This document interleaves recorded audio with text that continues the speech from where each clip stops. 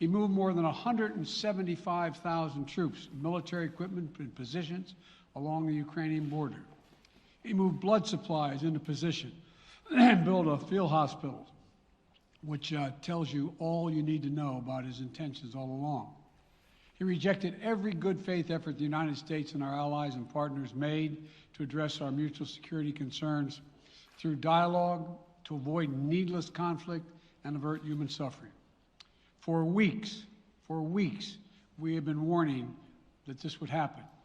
And now it's unfolding largely as we predicted. In the past week, we've seen shelling increase in the Donbass, a region in eastern Ukraine controlled by Russian-backed separatists. The Russian government has perpetrated cyber attacks against Ukraine. We saw a staged political theater in Moscow, outlandish and baseless claims that Ukraine was about to invade and launch a war against Russia, that Ukraine was prepared to use chemical weapons, that Ukraine committed a genocide.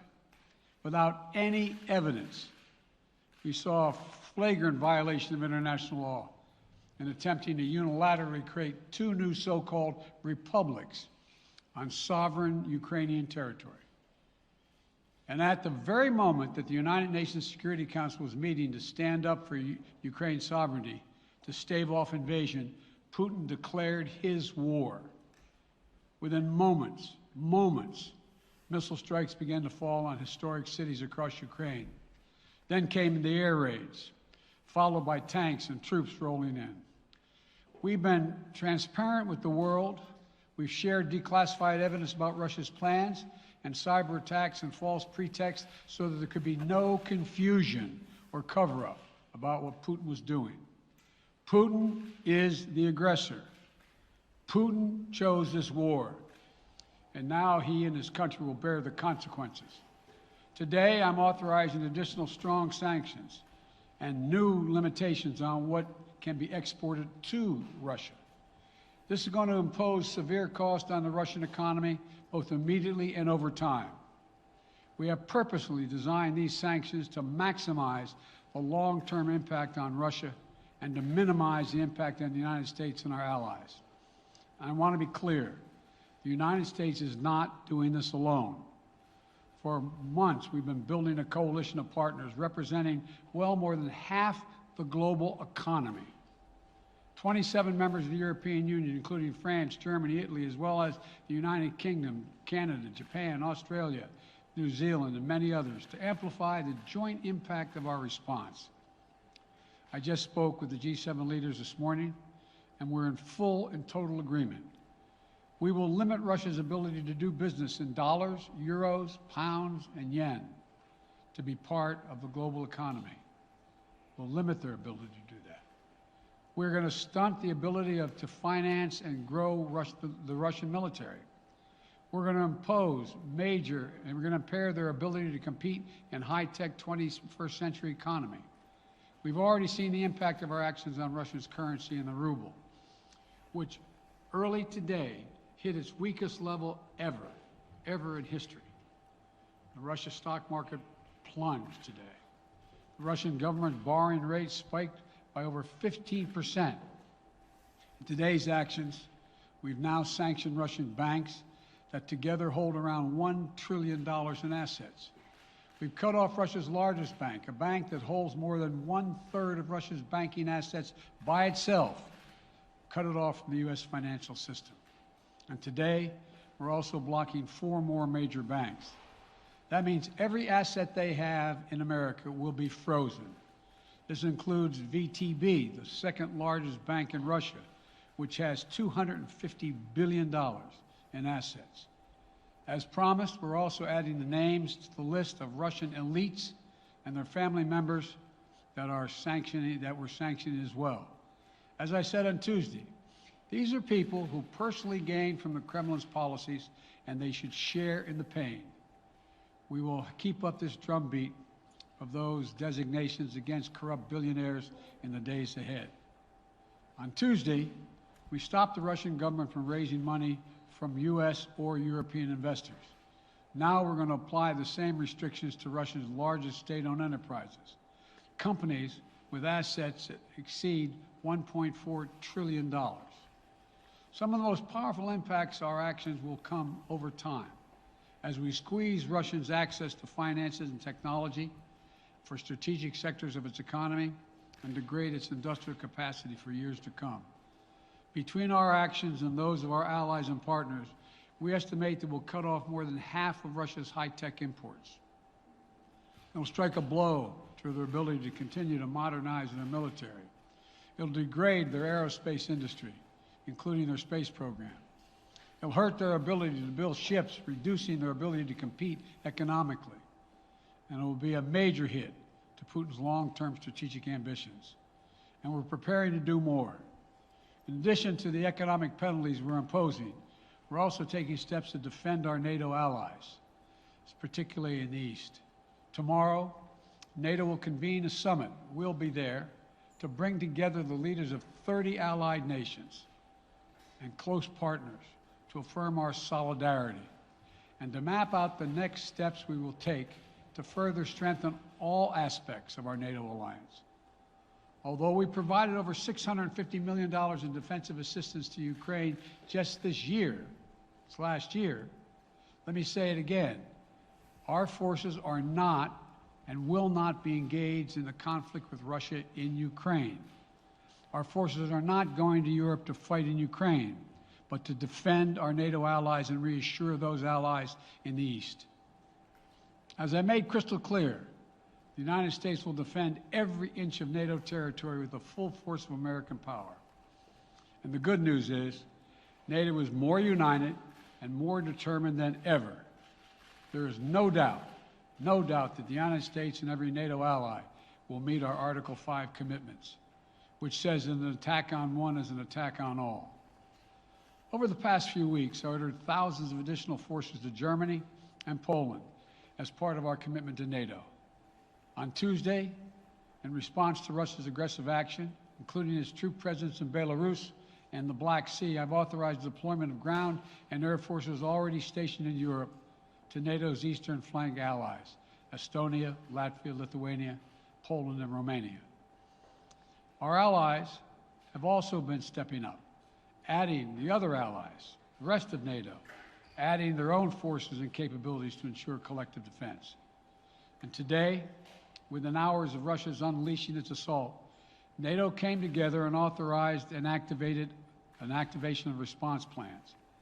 This will enable NATO's high readiness forces to deploy and when and where they are needed to protect our NATO allies on the eastern boundaries of Europe.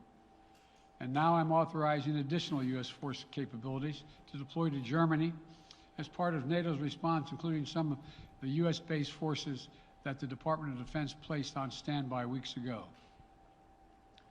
I've also spoken with Defense Secretary Austin and Chairman of the Joint Chiefs, General Milley, about preparations for additional moves should they become necessary to protect our NATO allies and support the greatest military alliance in the history of the world, NATO. As we respond, my administration is using the tools, every tool at its disposal to protect American families and businesses from rising prices at the gas pump.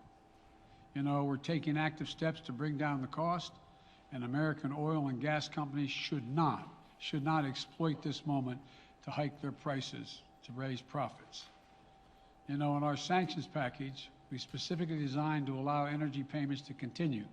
We are closely monitoring energy supplies for any disruption. We've been coordinating with major oil producing and consuming countries toward our common interest to secure global energy supplies.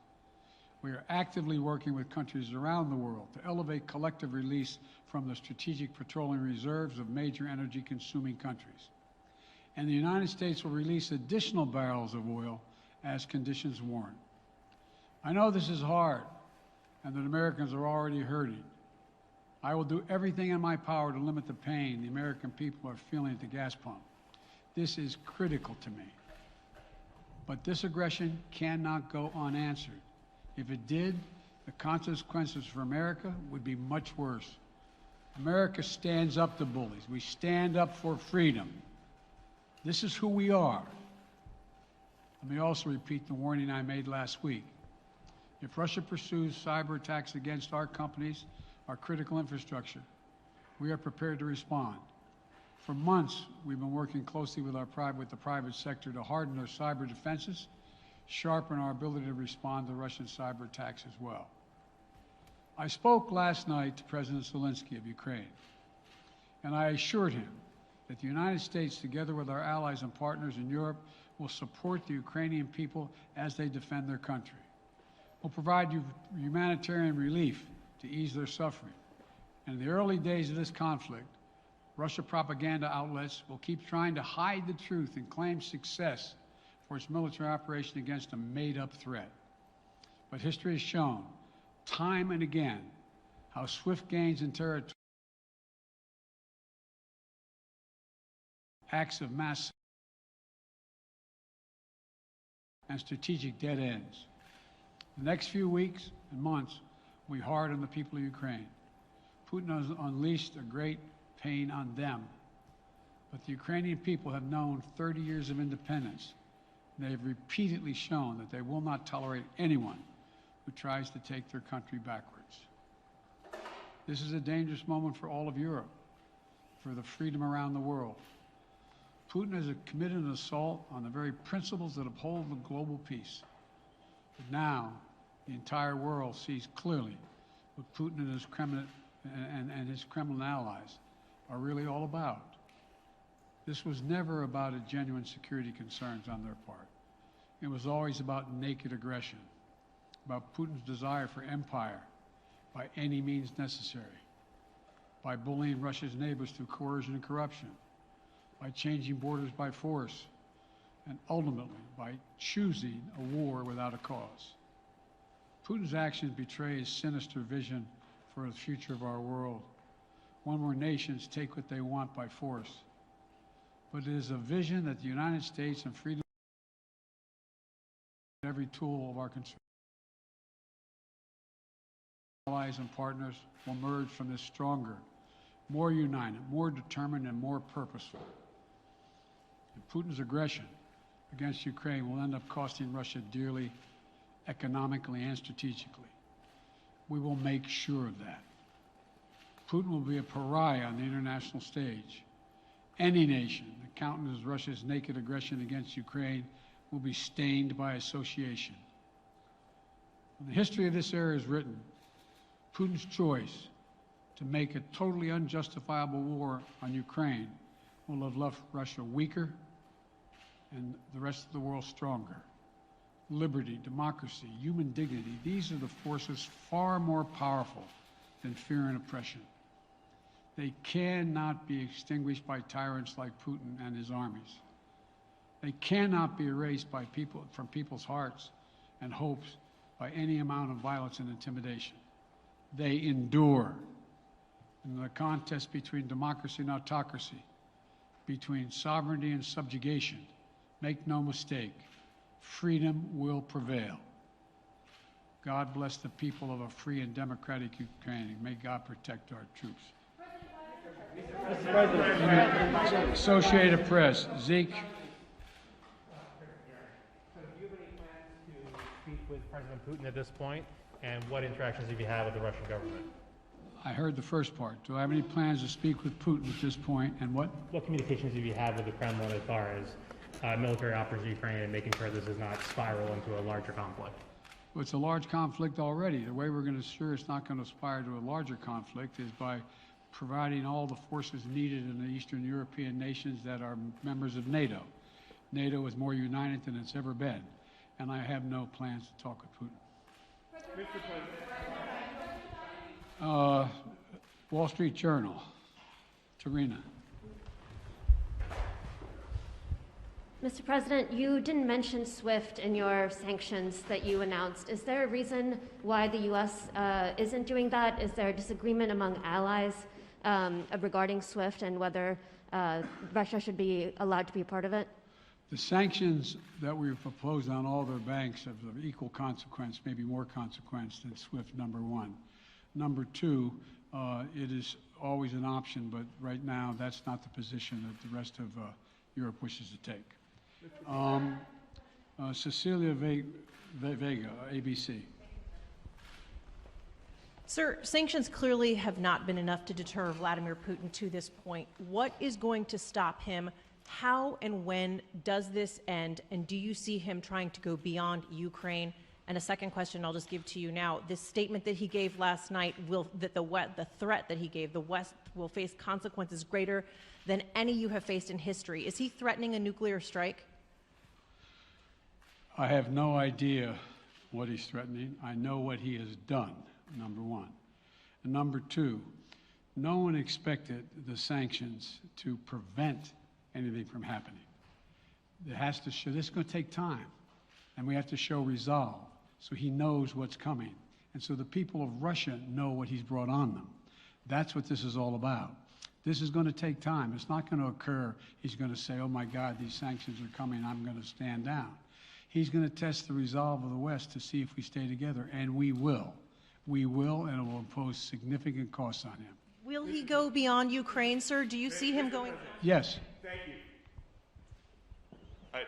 Two topics, just really quick. First, markets are down and gas prices are up. I know you always stress the difference between Wall Street and Main Street, but everybody seems to be in for some economic pain. How economically painful is it going to get for people in this country?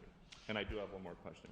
First of all, there's no doubt that when a major nuclear power attacks and invades another country, that the world is going to respond, and markets can respond all over the world.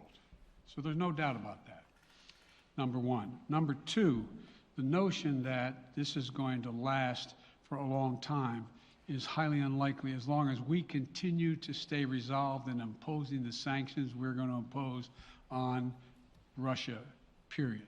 What's your next question? I'm sorry. The next question is, did you underestimate Putin, and would you still describe him the way that you did in the summer as a worthy adversary? At the time, he was, I made it clear, as an adversary, and I said he was worthy. I didn't underestimate him.